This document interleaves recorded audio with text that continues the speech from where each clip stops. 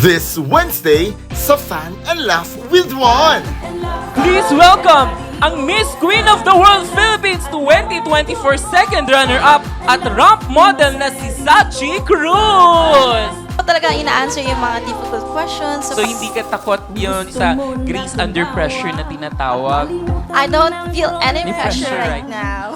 Confidence! Grabe si Sachi, no? Every time na tinatanong ko siya, parang napaka-glamorosang sumagot eh. Oh, thank parang you. dinadaan-daan ako sa pachinchin eh, no?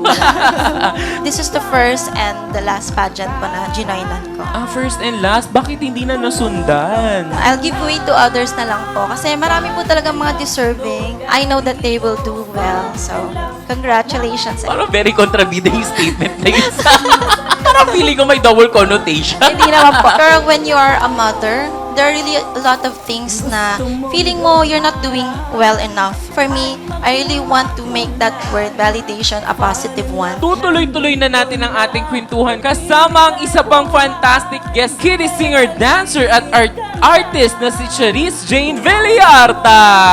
Grabe, ang taas ng energy ni Charis. Nagsimula pa po ako nung 2 years old pa lang po ako. 2 years old, kumakanta ka na? At 2 years ako kung paano kumanta yung 2 years old. Kasi si Sugar 41 na, pero pang 2 years old pa din.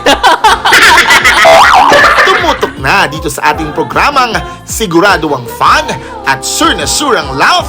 Ang Fun and Laugh with Ron.